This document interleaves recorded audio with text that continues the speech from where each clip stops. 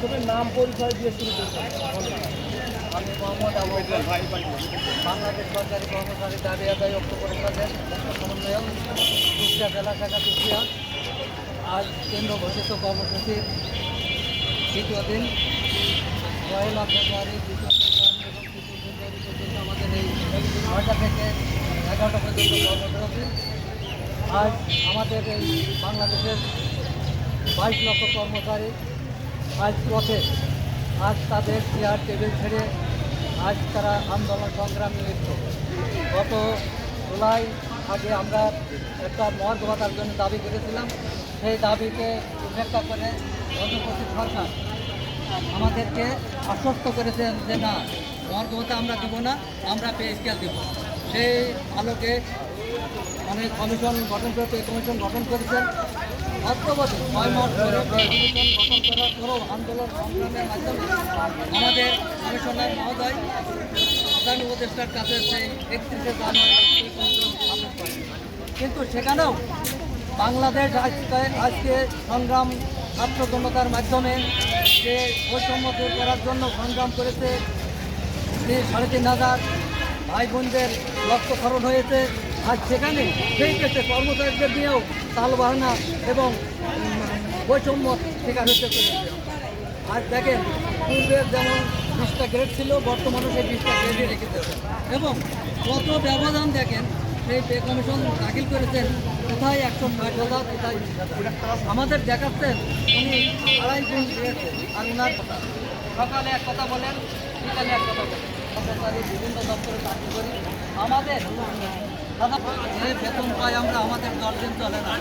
আজ সরকার বৈষম্য দিন বাংলাদেশ গড়ার জন্য যে লক্ষ্য নিয়ে চলছে, আমরা সেদিকে এই প্রজাতন্ত্রের কর্মচারী আমরা সোচ্চার। আজ আমরা সকাল 9টা থেকে 5টা পর্যন্ত ডিউটি করি এবং নানান বিভিন্ন যেমন হাসপাতাল, মেডিকেল, বিভিন্ন কিছু কিছু প্রশাসন সবসময় কিন্তু এখন সঙ্গী আছে। তাদের শ্রমের মর্যাদা দেওয়ার মতো কারোর কোনো নাই। আজ আমরা এই জন্যই আমাদের পে স্কেল বৈষম্যমূলক পে স্কেল চাই। এবং আগামী 6 ফেব্রুয়ারি বাংলাদেশ সরকারি কর্মচারীর বিভিন্ন ডিপার্টমেন্ট নিয়ে আমরা সমাবেশ দেখেছি, ঢাকাতে মহাসমাবেশ। এই সমাবেশ থেকে আমরা যমুনা অভিমুখে এবং যমুনা ঘেরাও কর্মসূচি রয়েছে। আগামীকাল 3 ফেব্রুয়ারির ভিতরে যদি আমাদের এই পে কমিশনের দাবি এবং গেজেট প্রকাশ না হয়, তাহলে আমরা ওই প্রত্যেক জেলার ন্যায় কুষ্টিয়া জেলা থেকেও বিভিন্ন দপ্তরের কর্মচারীরা ঐক্যবদ্ধ হয়ে ঢাকায় যে আমরা 6 তারিখের মহাসমাবেশ থেকে এবং যমুনা যমুনা ঘেরাও সফল করার জন্য আমরা সকল কর্মচারী উদারতা আহ্বান জানাচ্ছি এবং আমাদের দাবি মেনে নেওয়ার জন্যে আমরা সদাশয় উপদেষ্টা মহোদয়কে আবেদন জানাচ্ছি।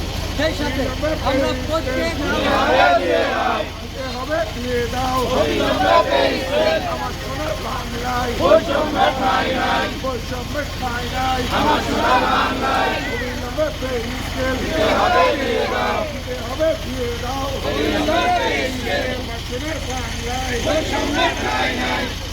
আমাদের সেই সাথে রাজনৈতিক প্রতিদ্বন্দ্বী দলগুলোর কাছে আমরা আহ্বান জানিয়েছি, বর্তমান নির্বাচন কমিশনকেও আমরা আহ্বান জানিয়েছি যে আপনার কর্মকর্তা নিয়ে আপনি নির্বাচন করবেন। এই কর্মচারী যদি দাবি আদায় না হয়, আমরা এই নির্বাচনের দায়িত্ব পালন করতে অনীহা প্রকাশ করছি। আমরা তাইকেও আমি এই নির্বাচন কমিশনকে আহ্বান জানিয়েছি, এই 3 দিনের ভিতরে আপনারা আমাদের পক্ষ থেকে সদাশয় সরকার উপদেষ্টা মহোদয়কে আমাদের দাবি মেনে নেওয়ার জন্য আবেদন করুন এবং আমাদের পক্ষে আপনারা সার্বিক সহযোগিতা করুন। এই আশ্বাস যাকে আমি ব্যক্ত করতে চাই।